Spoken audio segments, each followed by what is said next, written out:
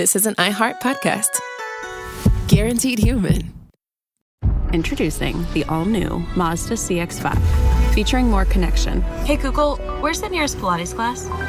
Safety that has your back. More discovery on the scenic routes.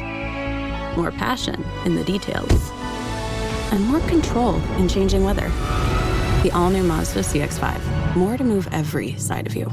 See it in 5 films at MazdaUSA.com/5sides. Google is a trademark of Google LLC. Sequences shortened and simulated. Everyone knows winter is the real mess maker. You don't need WeatherTech floor liners for summer unless you hit the beach and half the beach ends up back in your car, or the campsite dirt ends up in your trunk. Then you'd want a cargo liner, or a road trip goes sideways, lemonade spills, ketchup goes rogue, ice cream drips. Yeah, you'd be pretty happy about those WeatherTech seat protectors. So just to be clear, as the mud you're inevitably going to step in this summer, you don't need WeatherTech unless you plan on doing summer. Visit WeatherTech.com today.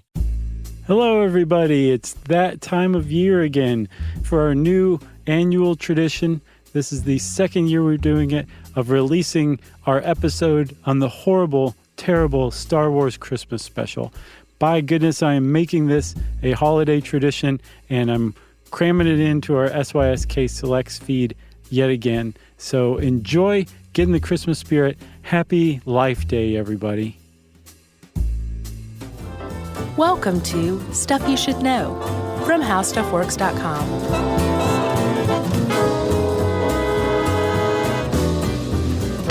Hey, and welcome to the podcast. I'm Josh Clark with Charles W. Chuckers Bryant and Jerry Jerome Rowland.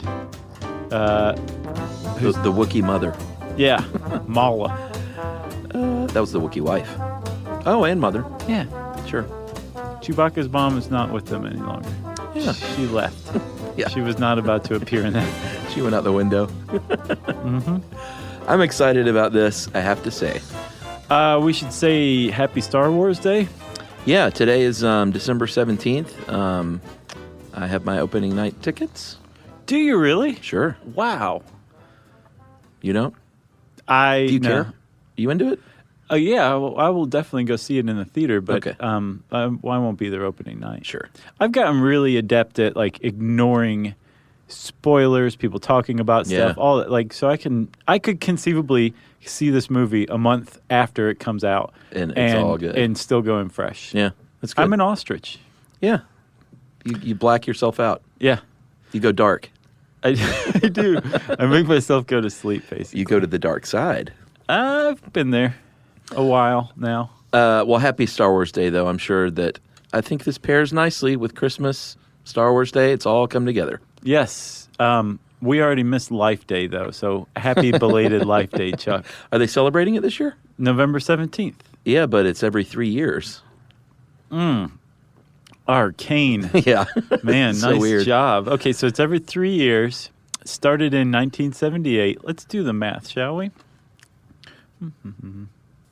Quick math break. I believe that 2014 was the last Life Day. Man, we just missed it. And then again in 2017. Okay, so 2017, we'll celebrate Life Day. We'll put on our red robes, Uh-huh. Our ultra-long, straight, ironed wigs. Sure. And we'll celebrate Life Day the way it was meant to Yes. be. And if you have no idea what we're talking about, we are talking about Life Day, which is a celebration that Wookiees in the Star Wars universe have every 3 years. Yeah, it's like their Christmas. Yeah, they celebrate. Or their Hanukkah, or their Kwanzaa, or their Tet. Supposedly, it's sort of like Earth Day, too. They celebrate the diversity of their ecosystem and also remembrance of the dead. And they also give gifts. They're like the Finns, basically. Yeah, it's a very interesting part of the Star Wars canon. It is, and it's almost entirely made up, dashed off, you could possibly say, by George Lucas in the 70s. Yeah. And it's the basis of what has become derided as like one of the worst things that ever happened to the Star Wars galaxy. Well, not only that, one of the worst things ever aired on television. Yeah, in this galaxy. Yeah, at first that sounds like hyperbole, like come on, it's because it was Star Wars and we had high expectations. But it's really that bad. Yeah, the people who say that haven't seen even a second of it. Yeah. Yeah. However, I watched it when I was a kid, Uh-huh. then again this week. Yeah. And you watched it twice this week. Yeah, I watched it last night and this morning. There's something about it. It's mesmerizing. It really is. It's one of those things that you start watching it and you want to turn it off, but you want to see just how absurd it can get almost. Yeah, and it starts absurd. It stays absurd in the middle. Yeah. It gets increasingly more absurd. It gets a little less absurd, finishes super absurd. Yeah, it's just a train wreck in every single sense of the word, top to bottom. It's extraordinarily difficult to overstate how bad this is. Yeah. And some people, in researching this, you read about it, you read descriptions of these things, and it just can't possibly be gotten across until you see it. So, luckily, as we will see, you can go onto YouTube and watch it. And you may even enjoy this episode more if you pause, go spend 2 hours watching this thing, and then come back and laugh along with us. Yeah, there's a great, over the years there have been many segments of it on YouTube from badly dubbed VHS tapes. Yeah. But there's one really pretty good version of it in full, brought to you by WHIO, Dayton, Ohio, Channel 7. Woo, Ohio. Because that flashes up on the screen periodically. Yeah. Man, it is high quality. Yeah, it looks good. It has to basically be the copy that the actual affiliate broadcast. Yeah. It's like that quality. Compared to the other stuff floating around on YouTube, it's clearly recorded on a 1978 VCR. Yeah, which were really expensive. Very expensive. I did some calculating on West Egg. Okay. So the average VCR went for about $1,000. They were brand new. That's amazing. $1,000 in 1978 money. So they were about $3,800 in 2014 money. Crazy. Luckily, there were some rich people out there recording this stuff, and the wealthy have saved us all again. Yes. Yet again, as they always do. Yes. We need to shout out some articles that we use for this. There's a great article in Vanity Fair called "The Han Solo Comedy Hour!" ! Yes. By Frank DiGiacomo. And then there's the Star Wars Holiday Special was the worst thing on television ever, by someone we kind of know, Alex Pasternak of from Motherboard. Yeah, which is not Wired, it's Vice. Vice. Yes. We wrote a little bit for Motherboard back then, and we had a call with Alex. We're like old Motherboard vets. Yeah, basically. And wasn't there one more? There was another one, and I don't know who wrote this one, Chuck. Yeah. It's the title's "The Star Wars Holiday Special George Lucas Wants to Smash Every Copy of with a Sledgehammer," which is a famous quote, supposedly at a convention by Lucas. Yes, which is not correct. He didn't ever say that? No. Okay, that sounded like something that people made up. Yes, but if you go on the internet, you will quickly believe that he did, but apparently he didn't. So I'm sure he felt that way, though. Clearly. Because he did appear on Robot Chicken in, I think, 2005 on the therapist's couch talking about how much he hated the special. All right, so let's set the background, shall we? Shall we go back to 1977? Yeah. Summer? Get in the old Wayback Machine. All right, let's do it.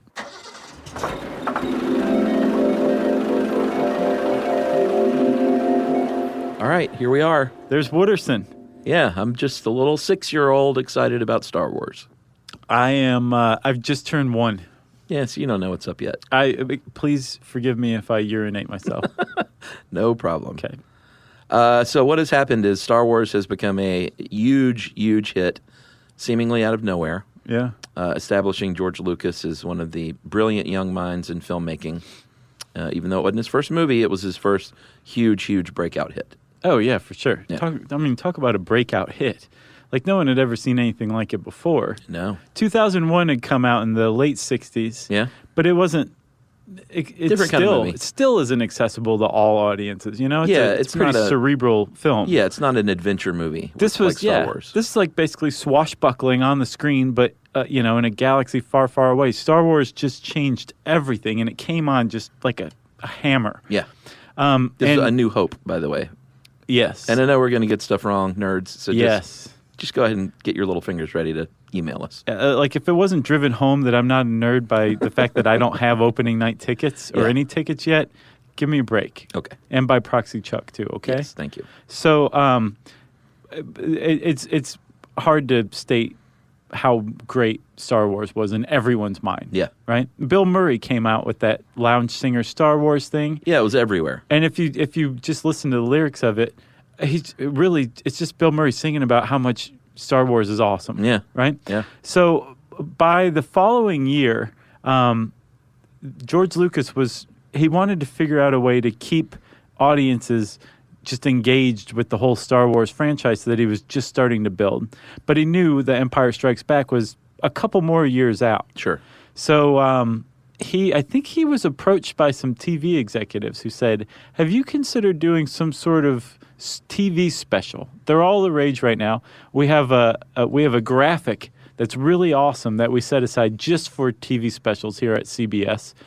Why don't you let's get together and do a Star Wars special. That's right. Producers Gary Smith and Dwight Hemion were working over at CBS, and they said this is a great way to keep the spirit alive while you're making your other movie. Mm-hmm. Maybe move some more toys.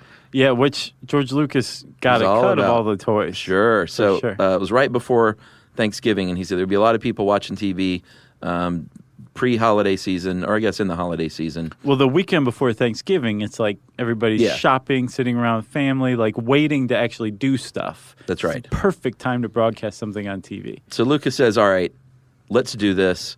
I don't have a ton of time, but how about this? I'll get a story together, and then you can go hire a whiz-bang team of veteran writers and producers and directors. Whatever genre you think is appropriate. Yeah. And those are the words that will haunt George Lucas to his grave.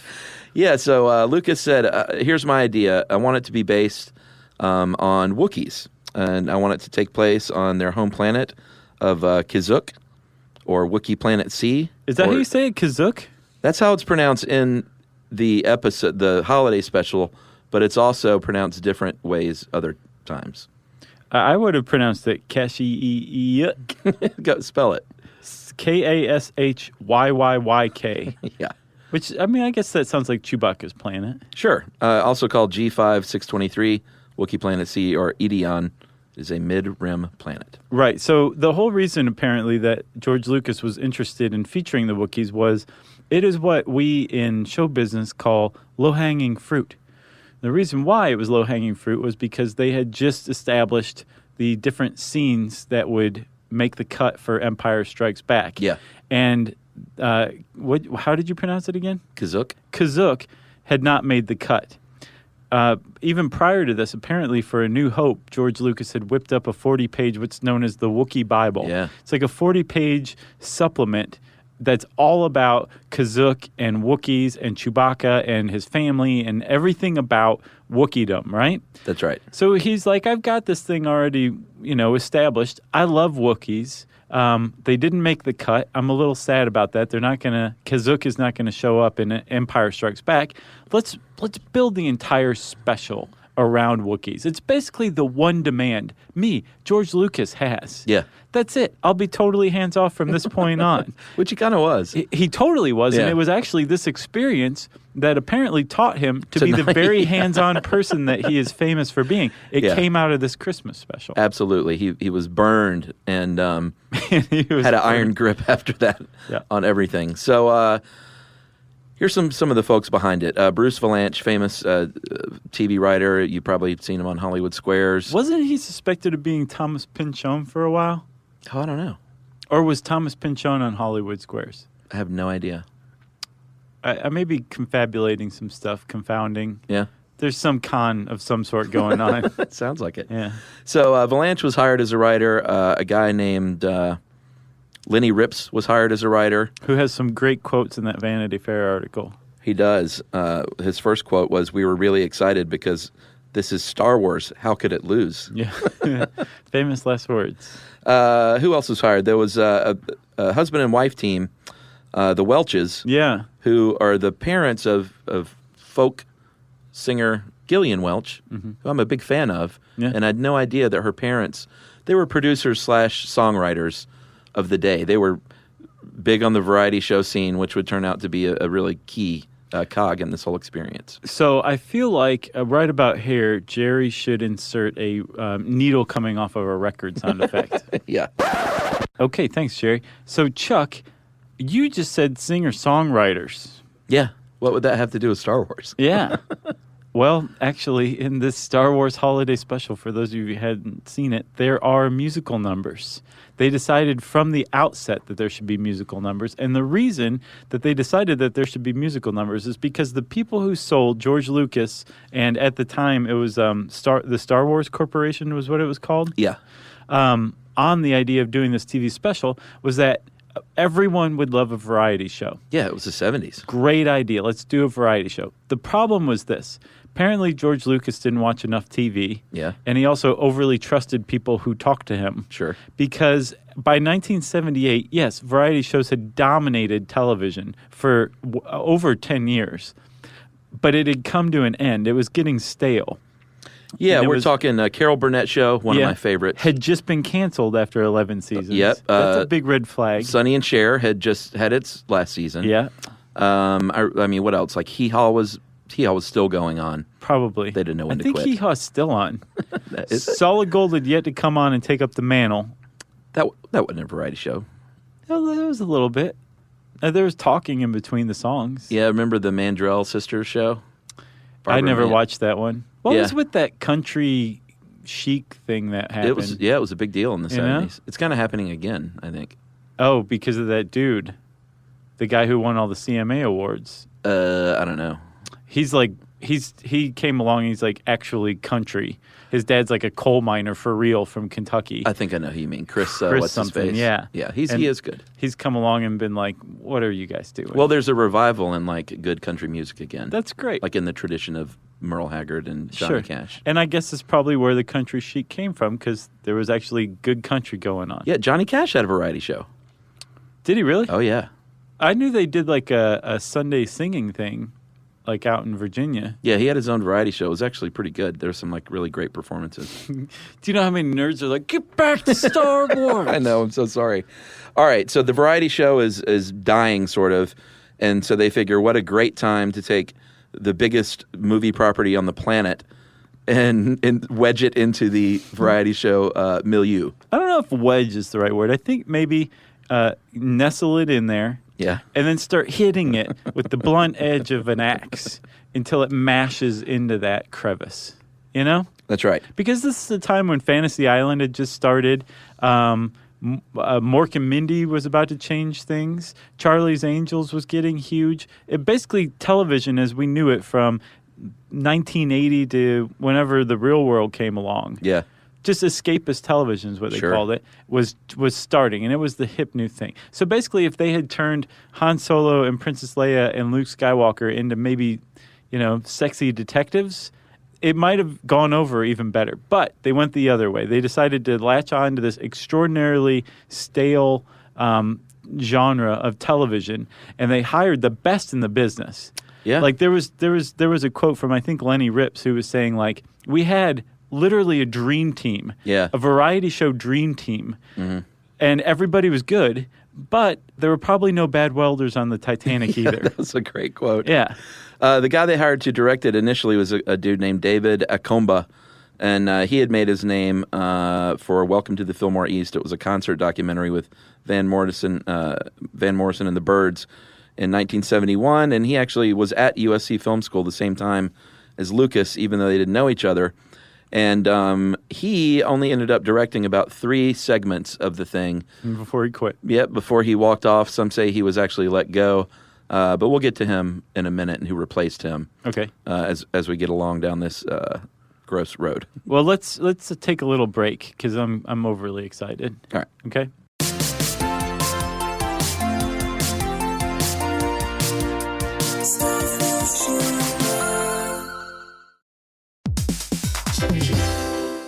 Hey, everybody. I want to talk to you a little bit about Tide Evo because it represents over 10 years of innovation and product development. Tide Evo is a first-of-its-kind technology where tens of thousands of minuscule fibers are spun together to form a 6 times powerful layer packed with scrubbers, brighteners, pre-treaters, and fresheners. And that's going to deliver a breakthrough clean that's so powerful, it feels like magic. Yeah, it is kind of like magic. Tide Evo is revolutionary. A 100% concentrated, waterless laundry tile that's made of compressed microfiber soap layers rather than liquid or powder. And it's not like pods or sheets because it uses 6 layers of detergent fibers to deliver superior cold water cleaning without plastic packaging of any kind. And it provides a mess-free, lightweight solution that dissolves lickety-split. So whenever you run into a laundry challenge, turn to Tide Evo. It's revolutionary, it's magic. Try new Tide Evo. Real laundry magic.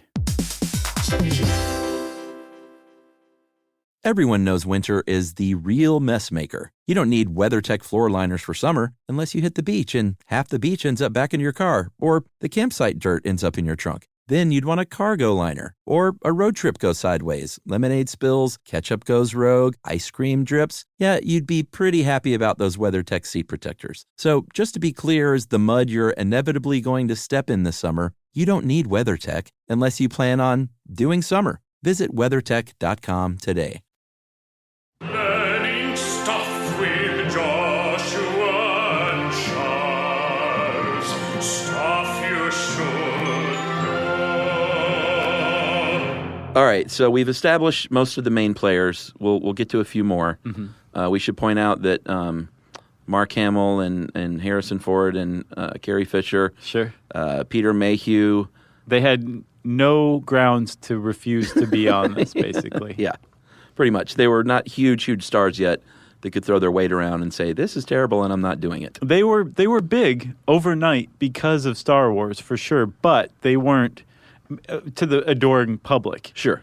Back at the studio, they could still be bossed around, and this was the result of it. And you can tell also, just from watching the actual special, Harrison Ford is not happy to be there at any point. Oh, no. Princess Leia is clearly on drugs. Was she on drugs at this point? If you watch it, she's on drugs, especially the ending scene. Mark Hamill looks like he's happy to be there, actually. He was fine, but apparently he said, no, I'm not doing a musical number. Yeah. And if you watch his part, wedging a musical number in there would have been even more painful. Sure. But everybody who was part of the actual Star Wars franchise that wasn't wearing like a full body costume was like, I really wish I wasn't here. And you can tell. Oh, yeah. In fact, in the opening credit sequence, they're showing the picture, the faces of the people. Right. And you see Harrison Ford as if he's flying the Millennium Falcon, and you can just hear the guy off screen going, now look at the camera and just give a nod. Just look at the camera and give a nod. Right. And he finally, you can tell he's pissed off, and he looks up at the camera and just sort of smirks. Yeah, and points at the camera like, okay, I'm looking at the camera, and then goes back to what he's doing. Yeah, it's pretty awesome. I felt bad for him. So early on, Valanche and others kind of...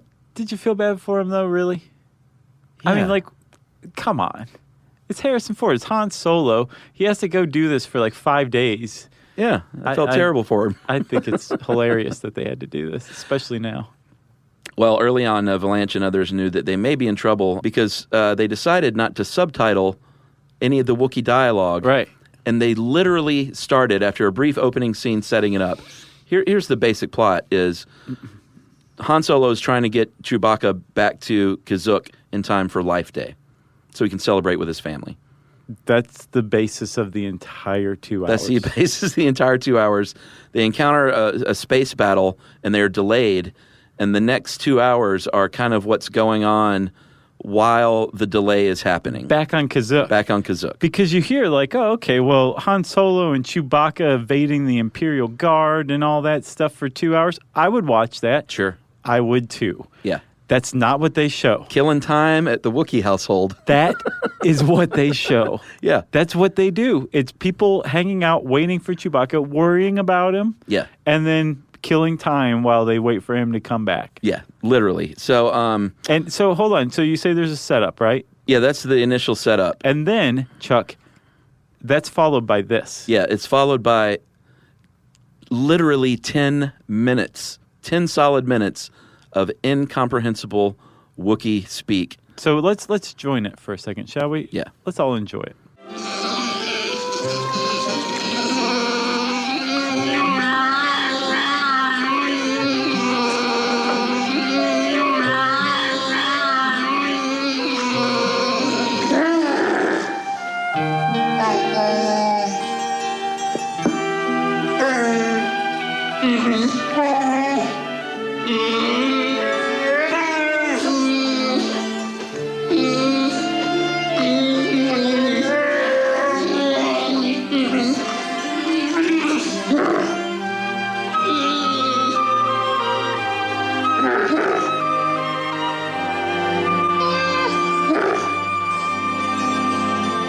And again, you said 10 minutes, and you're not exaggerating. You're not being hyperbolic. Yeah. You can time it. It's 10 minutes of Wookiees talking to each other with no subtitles. Fortunately, I couldn't follow it at first. I didn't even know who it was. I thought it might have been Chewbacca's mom and dad. Oh yeah, that's and little brother. Sure. And I don't find out until later when Mark Hamill shows up via Skype call. Yeah. And says he really explains everything that had just happened. Like, you're Chewbacca's father, right? Itchy. You're Chewbacca's son, Lumpy. Yeah. And you are Chewbacca's wife. Oh, Mala. Yeah, thank you. So before everybody starts like freaking out, we know that that's actually their nicknames. Their real names are, his father is Atichikuk.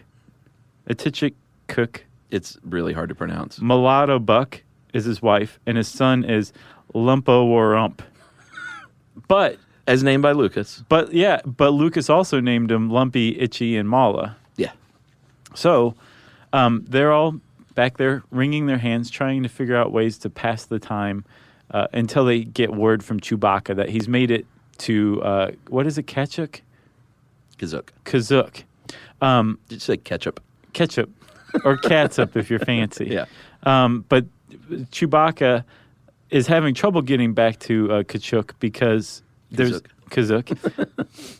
because there's a blockade by the Empire, and they're looking for rebels, specifically Chewbacca, who I didn't realize this. He's the most famous Wookiee of all. Did you know that? Yeah, of course. I didn't know that. Well, I mean, he's the only one that really appears in the movies. To that but degree. We're seeing, like, these people's view of the universe. What about back on Kazuk? Yeah, he might have just been a fly-by-night Wookiee. Right. Yeah, but not the case. Very famous Wookiee. Yeah, and he really loved to, like, soak in his fame. All right, so he realizes there's a problem, Valanche. He goes to Lucas and is like, I don't know, man. This is your world, but it may not be the strongest thing to do to set this in Wookiee land and have all this incomprehensible dialogue. And he says he was met with a glacial stare. He put it a little differently than that. Well, he said glacial stare. He did. The glacial stare that he got was for this quote. He said, these people just talk in what sounds like fat people having an orgasm. Yeah. He goes, if you want, you can set up a tape recorder in my bedroom and I'll do all of the Foleying for it. Yeah, he's a large guy. He is. So that's what got the glacial stare. But Valanche later said that from this, there was one development meeting that Lucas attended, and it was, here's the Wookiee Bible. Tell me what you got. And Valanche said he and the other writers and producers and director were just kind of throwing ideas, and George Lucas would either say, like, no, that doesn't work, give him a glacial stare, or say, yes, that's exactly it. Yes, let's make this a variety show. Yeah, and there was a little bit of background there. The Cantina players in the band had appeared on other variety shows at that point. Yeah. And I think it went over fairly well just as a short segment on, like, the Richard Pryor variety show or Donnie Marie. Yeah. Man, there were a lot of variety shows. But that's what I'm saying. That was television. That's what you did. Like the Brady's, the show had its course, and then it became a variety show. It was just everybody loved variety shows. Yeah, I still do. By this time, though, everybody was sick of variety shows. Right. And so it really was a terrible choice. In fact, they even hired a couple of writers from Shields and Yarnell. Which I hadn't heard of, had you? Oh, yeah. I watched it. It was this mime couple who had their own variety show. And they figured these two will be great because they are used to working without words. Right. So there is a certain logic to the variety show. It's not logic just that, all over the place. It's not just that variety shows were popular at the time. Somebody was like, well, Wookiees, you don't understand what they're saying, so this is all going to be very physical.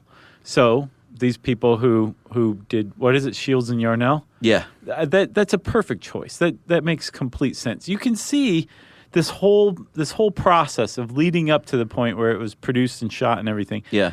a series of like, oh, we have this problem. Well, here's a fix. Yeah. But that leads to another problem. Well, we'll fix it with this. And no one's stepping back and being like, all we've done is create a series of problems that are going to come together and make one extraordinarily large problem that will become legendary. No one did that. And so the whole thing was made. That's right. And it eventually airs on November 17th, 1978, a Friday at 8 p.m. Eastern Time. That's right. And according to CBS. Nielsen ratings, it attracted 13 million viewers, lost the second hour. Just in the U.S. It aired in 6 or 7 countries total. Yeah, but no one cares about that. I guess not, because none of those are on the internet, you know? It finished second to The Love Boat in the from 8 to 9. And in the next hour, actually finished behind part 2 of a miniseries about Pearl Harbor starring Angie Dickinson. So it didn't even win their respective hours. No, but 13 million, that's not bad. The thing is, apparently, if you look at the Nielsen ratings graph, for the first hour... Yeah, we know about that graph. It's okay. Yeah, we do. And then after a very important part, which we'll talk about soon, it just drops off at the end of the first hour. And that actually probably made the executives at CBS cringe for a number of reasons. Number one is this special was originally supposed to just be an hour, but so many advertisers wanted to sign on that they extended it to 2 hours, can tell. It shines through. You can totally tell that this thing was never supposed to. I think an hour might have been stretching it, to tell you the truth. Oh, yeah. It's 30 minutes of content, 40 if you're generous, an hour, meh, and then 2 hours, it becomes one of the worst things that was ever put on television. All right, well, let's take a break, and then we'll talk a little bit more about the actual, I even don't want to call it content, but it is content in the strictest definition. Sure. Right after this.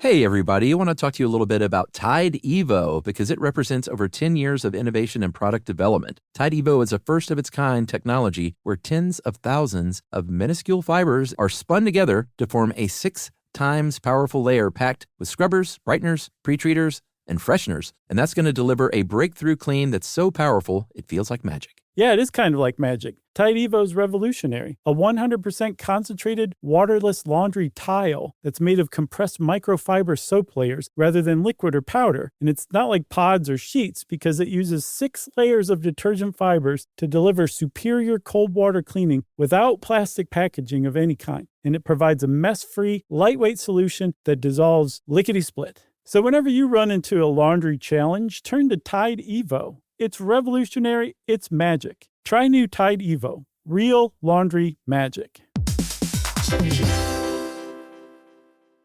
Everyone knows winter is the real mess maker. You don't need WeatherTech floor liners for summer unless you hit the beach and half the beach ends up back in your car or the campsite dirt ends up in your trunk. Then you'd want a cargo liner or a road trip goes sideways, lemonade spills, ketchup goes rogue, ice cream drips. Yeah, you'd be pretty happy about those WeatherTech seat protectors. So just to be clear, as the mud you're inevitably going to step in this summer, you don't need WeatherTech unless you plan on doing summer. Visit WeatherTech.com today. Learning stuff with Joshua and Charles. Stuff you should.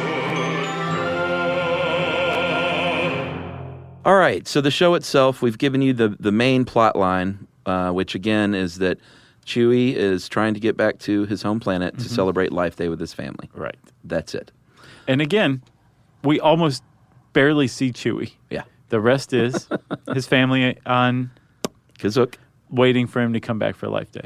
Yeah, so some of the various things they did, there were guest stars. There was Harvey Korman from the Carol Burnett Show. Okay. One of my all-time favorites. Him or Carol Burnett Show? Both. He's great. Yeah. He actually, if you watch what he's doing, you're like, this guy's a comedy genius for sure. Apparently he too was like the only one on set that was bringing levity. He was joking around and kind of kept spirits up. Good for him. That's what I say. And he had three different parts. Yeah, he played, I don't even know the names actually. We could look him up. But he played a Julia Child-like cook. There's an actual cooking segment A long one. A very long cooking segment where Chewbacca's wife makes bantha stew. To kill some time. Because they're just waiting. On her planet and in our living room. Yeah, so Harvey Korman is in drag as a four-armed Julia Child-like TV chef. Right. I think it's Gourmanda is her name. Gourmanda, that makes total sense. Yeah. He also plays, there's this one weird bit where Chewbacca's son tries to figure out a way to trick the stormtroopers. The Empire had come and kind of, because of the blockade, raided the house and other properties. Mm-hmm. So he tries to trick them by, I think, rigging a comlink to speak in a different voice. So he has to watch the instruction manual. He watches an instruction video. Which was Harvey Keitel as a robot. It would have been wonderful if it been Harvey Keitel. Oh, what did I say? Harvey Keitel? Harvey Korman. Oh, man. Harvey Keitel murders someone in the middle of the instruction great. video. Harvey Korman. And then the final role he had was as a bar patron in the cantina that drinks. He has a hole in the top of his head like a volcano where he pours his drinks in. That's how he drinks. And he loves B. Arthur. Did we mention B. Arthur was in it? B. Arthur is not only in it, Chuck, she sings a song. She does. She is the, unbeknownst to everyone, she manages or maybe owns the cantina. She's the owner. Yeah. What's the Mos Def Cantina? No, Mos Def is a rapper. Oh, yeah. I think you mean Mos Eisley? Yes, that cantina. She's the owner. B. Arthur is the owner. B. Arthur of the Golden Girls, but in this case, B. Arthur of Maude, because as one of the people who wrote one of the articles we based this on points out, she's just basically playing Maude as the owner of the cantina. Yeah, and her song comes because they basically say there's a lockdown, so you got to call last call at your bar. So she calls last call by singing a song to everyone. Right, and again, we can't possibly have the script lead anywhere else but Chewbacca's house while his family waits for it. So all this takes place as part of a public service announcement, basically, broadcast by the Empire about how immoral life on Tatooine is. So let's go see what's going on in the Mos Eisley Cantina as it's being shut down for curfew. Yeah. All right, this is incomprehensible, but it goes on. So they're in it. There's also Art Carney. Yes. Of the Honeymooners fame. Probably the star of the whole thing, really. He has the most lines, I would say. The most comprehensible lines. Right. Yeah. So he plays a traitor, a human traitor, that is recently been with Han Solo and Chewie and actually gets to Kashyyyk and says, they're on the way, it's all good. Yeah, a trader, not traitor. Yeah, a trader is in trades humans for, money. No, he sells goods. Yeah, a trader. He doesn't trade humans. Yeah, he's in the human trade. No, he isn't really? Yeah. He trades humans, like he sells humans?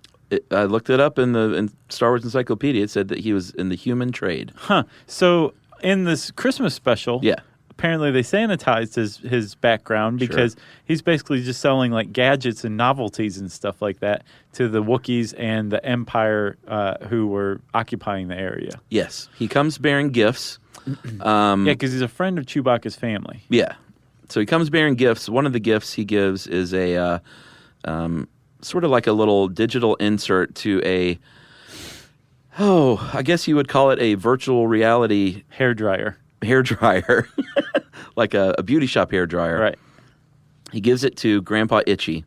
Grandpa Itchy sits under this hairdryer, pops in this digital cassette, and it can only be described as softcore porn. Apparently, the writers who were interviewed for this said that was totally the intent. They were trying to get what amounted to softcore porn that would pass the censors. That's right. So it's all...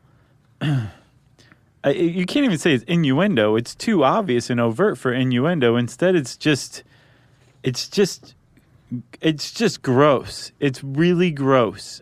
Diane Carroll, great singer. Yes, she is. A Vegas staple, shows up and starts basically tantalizing Grandpa Itchy, who again, this is Chewbacca's elderly father, who now engages in some sort of Well, he's watching virtual reality pornography now, and this is a pretty lengthy segment in and of itself. Well, yeah, and she literally says to him, like, now I can see you're really excited. Yeah, it's pretty rough to watch. Yeah, so then you've got another musical number. Because also, again, he shudders. Yeah. It's really strange.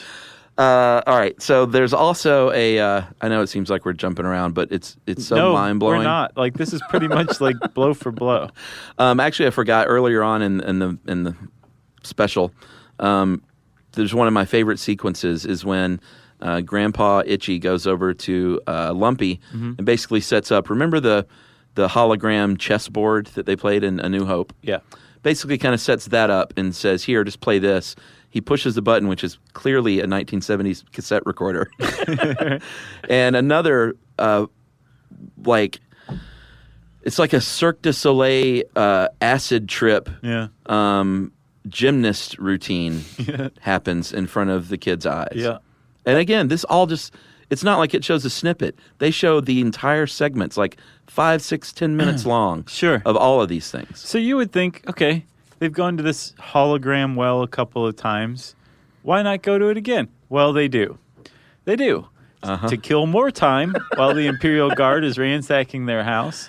Art Carney apparently, I guess, is trying to get one of the Imperial Guard, the leader, I think, or one of the leaders. Who looks like somebody from Spaceballs, by the way. Very much so. Yeah. And the writer of the Vanity Fair article, by the way, said, this is so incomprehensible, the special is, George Lucas didn't even have the Schwartz with him at the time. So, anyway, Art Carney's distracting this Imperial leader while they're ransacking the Wookiee's house, Chewbacca's house, with a hologram. And this hologram, instead of being an acrobat or Diane Carroll or any kind of porn or anything like that, is Jefferson Starship. And they decide that they're going to play Light the Sky on Fire, which apparently is about UFOs. It's a little music video, basically. It's the predecessor to like Video Killed the Radio Star, you can tell. And again, it is the whole lengthy song. Yeah. The whole thing. So every time that somebody's like, we need to escape mentally from what's going on here in our house, let's go into the video world.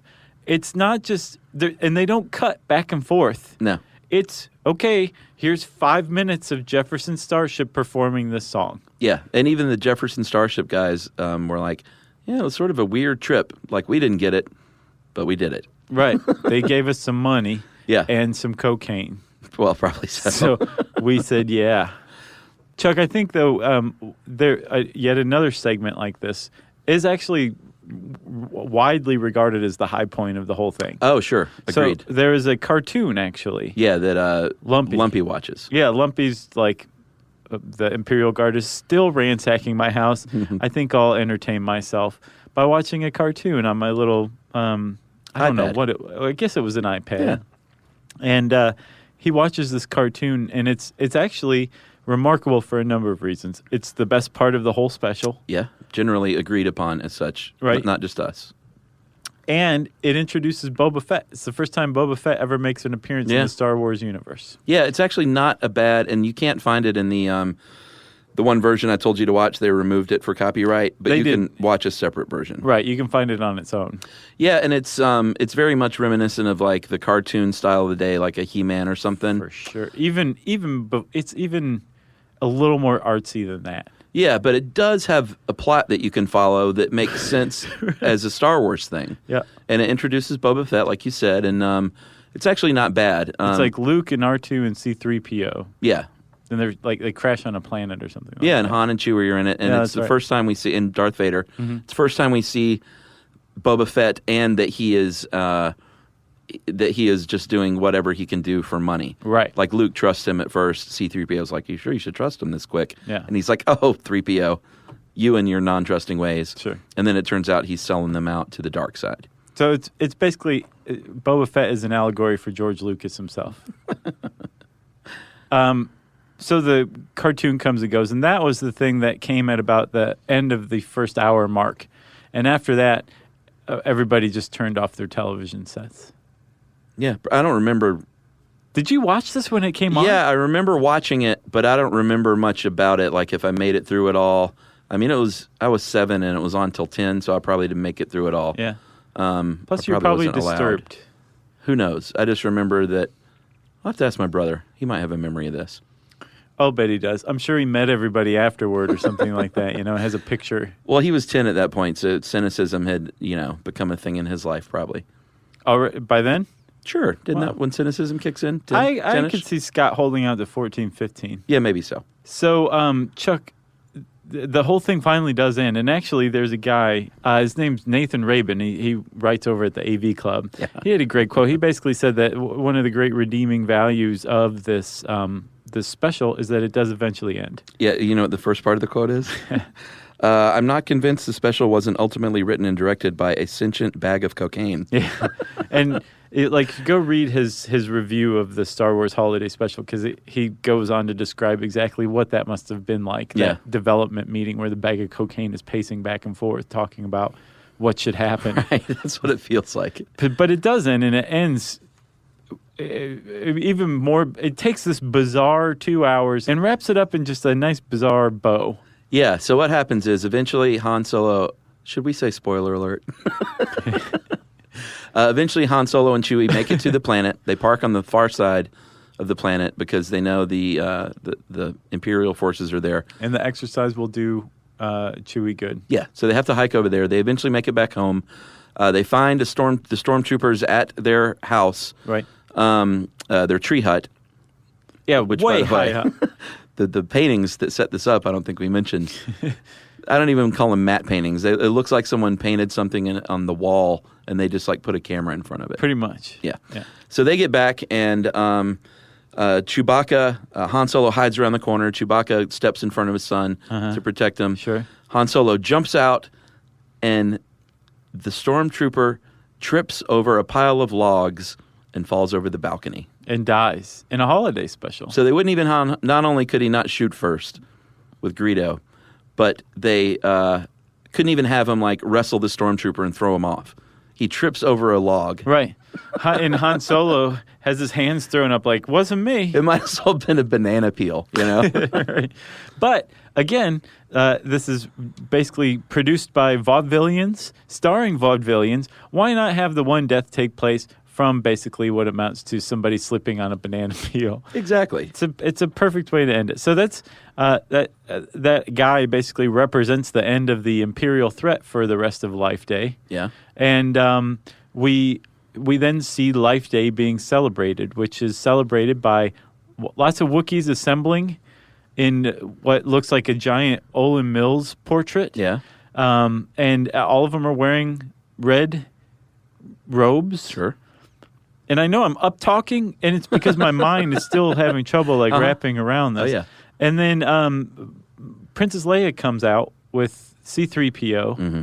Is Mark Hamill there? The whole gang's there, if I'm not mistaken. Okay, the whole gang's there. And then they all gather around to hear a great quote from Princess Leia, which we will read verbatim.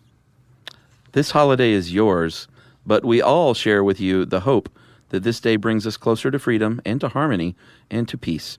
No matter how different we appear, we're all the same in our struggle against the powers of evil and darkness. I hope that this day will always be a day of joy in which we can reconfirm our dedication and our courage, and more than anything else, our love for one another. This is the promise of the Tree of Life. Cue song. Right. And we should also point out, the Tree of Life has never been mentioned up to this point. I had no idea what that Just was. makes a sudden appearance at the end. And when you said cue song, by cue song you mean Princess Leia starts singing. Yeah, and apparently that was one of the big contingencies on Carrie Fisher being involved. Yeah. She was going through a phase where she was like, I kind of like singing. Bruce Valanche calls it her Joni Mitchell period. Yeah, and she somehow convinced them to let her sing as Princess Leia. And she does. And again, I've said that she looks like she's on drugs. This is the point where she really does look like she's on drugs. And it's not just me. Other writers who've written reviews of this, it's really obvious that she possibly smoked a decent amount of pot before she shot this scene. But she sings okay. It's fine. It's just the fact that Princess Leia is singing. And actually, Bruce Valanche had a really great quote, too. He says that she very much wanted to show this side of her talent. And there was general dismay because this was not what we wanted Princess Leia to be doing. Yeah. She did it anyway. So the whole thing ends with her singing this song about Life Day, which is set loosely to the John Williams Star Wars theme. Yeah. So along the way, the original director quit. A new director, Steve Binder, was hired to finish the job and bring it in. And he did. Over the original $1 million budget, of course, always. He did bring it in, and at this point, George Lucas had he was working on Empire Strikes Back. He didn't know what was going on. He wasn't around for the shoot. No, it wasn't until it aired, I think, that he actually saw it. Yes, and it was a travesty, obviously, if you haven't noticed that by now. Critics hated it. Star Wars fans really hated it. Everybody hated it. The people who were in it hated it. Lucas hated it. Even Harvey Korman secretly hated it. Yeah, even Harvey Keitel hated it. Actually, he loved it. But Lucas has been asked over the years about it a lot, and he doesn't talk about it much. But in 2005, and I don't buy this for a second, he says, it was an interview, he said, the special from 1978 really didn't have much to do with us, you know. That part is true. I can't remember what network it was even on, but it was a thing that they did. That's a lie. There's no way he doesn't know that was CBS. Yeah. We kind of just let them do it. I believe that. It was done by, I can't even remember who the group was, but they were variety TV guys. I'm sure he remembers a few of them. We let them use the characters and stuff, and that probably wasn't the smartest thing to do, but you learn from those experiences. Yeah. I think they even use some of the footage from the movie. At the end, it looks like some of the space stuff. It's like a highlight reel of the gang. Well, and during the, it looked like they had some insert shots of like Imperial cruisers and TIE fighters and stuff that looked like it was from the movie. Remember when Chewbacca like leans back and puts his hands behind his head? Yeah. That's in there. It's like just a highlight reel from the movie saying like, if you like this, go see the movie. Well, and also that means it doesn't match the look of the rest of it at all. Yeah, that's true. It's just sort of inserted They in there. tried. They definitely tried. And George Lucas is totally full of it because in 1987, he told Starlog magazine that the Christmas special would be out on video cassette very soon. Yes. And in 2007, 2 years after that quote you just read where he's like, I don't even know what you're talking about, basically, he apparently considered releasing the Christmas special as a bonus on the DVDs of the first three. Right, but did not. Didn't. And apparently Carrie Fisher told Lucas that if you want me to do DVD extras... Commentary. Yeah, commentary, then I want a clean original copy of the holiday special. Yes. So why? Go ahead. So I can play it at parties when I want people to leave. It's pretty great. It is. So, and there is one of those clean copies is floating around out there. So you can watch this in its entirety. Some of it, like the cartoon, was removed due to copyright infringement and that kind of stuff. But as the case with the rest of the internet, you can just go find it elsewhere and piece it together. There's also the original ads that aired in Baltimore. Yeah. That are just fascinating. Yeah, those are always fun. GM ads, where one of the guys who's in quality control he says, did you watch it? I don't think I saw that one. He goes, we really care about these cars. And that's no jive, man. On a GM ad, and he's like dead serious. Oh, they were trying to be hip. Yeah. It's pretty good stuff. Here's my final thought on it. I love it. It does not taint my Star Wars experience or my love for the franchise. Okay. And I'm glad it is out there because it's a fun little stain that shouldn't be taken too seriously. Mm-hmm. I think it adds to it, actually, because it's campy and awful. Yeah. And I don't know, somehow that enriches the rest of it. I'm with you. You like it? Oh, yeah. I mean, I watched it twice. I wouldn't have watched it a second. I wouldn't have made it through the first time. Let me take that back. I'm a pro. Yeah. So I would have made it through the first time. I wouldn't have watched it a second time if there wasn't something about it. And I figured out, I think the thing that I like the most about it is Lumpy, Chewbacca's son, played by an actress named Patty Maloney, who frankly is hands down the best actor in the entire thing. She, like her responses and everything, is just awesome. I think my favorite parts are, there's a great Wilhelm scream Yes, when I the noticed that too. stormtrooper trips over the log. Jerry would not have noticed it. And then there's a part where all the Wookiee dialogue you can't understand, but there's clearly one part where Itchy and Lumpy are having an exchange where Lumpy, you can make it out, goes, "I love you." Yeah. Yeah, I noticed that as But well. it's covered up. But someone was like, we have to have at least one exchange where you sort of know what they're saying. Sure. Or they were like, I think she just said, "I love you. Should we have them redo it?" And the director's like, "No, I want to go." And Chuck, there's one other thing that I figured out from watching this. What's that? It's not readily apparent. The whole thing is made all the more odd in that there's situation after situation after situation where we, as normal audiences, were trained to expect a laugh track, but there's not a laugh track. Yeah, I Had didn't there notice been a that. laugh track, Yeah. it might have been less bizarre. Yeah. But the fact that it's missing just it agitates the mind. So it's this whole additional element that... It is weird. I never thought about that. There's just weird moments of silence all throughout it. Yeah, like when Art Carney's doing his thing. Yeah, telling jokes. Yeah. Okay, I agree with you, Chuck. Don't take things too seriously. I think that's the great lesson in this. Yeah, and in That's the lesson of Life Day. It is. And in 2007, Riff Tracks, the great Mystery Science Theater 3000 guys, Mike Nelson, Bill Corbett, and Kevin Murphy, provided audio commentary for the full version of the special.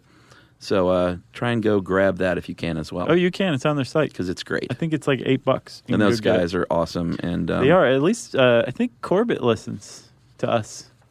So, hey, Corbett. You got anything else? No, I think we did this.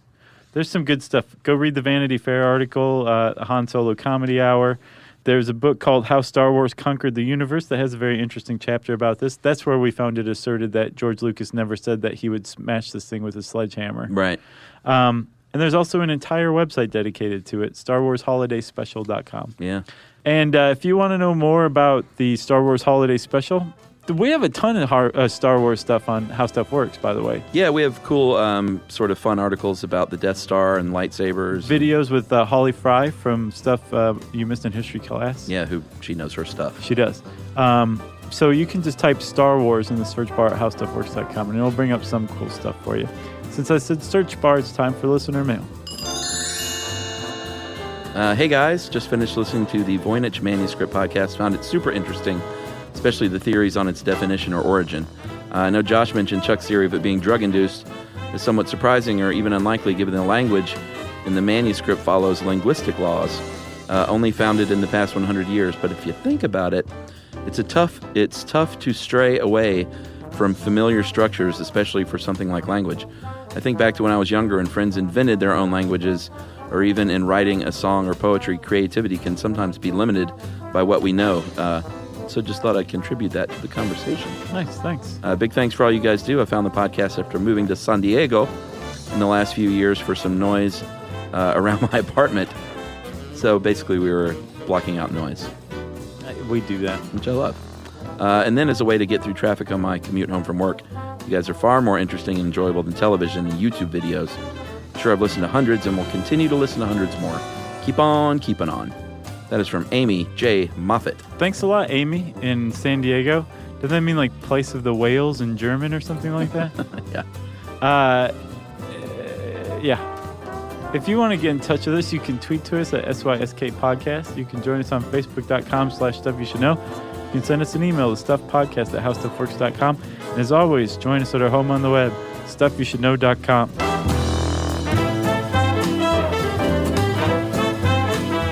For more on this and thousands of other topics, visit howstuffworks.com.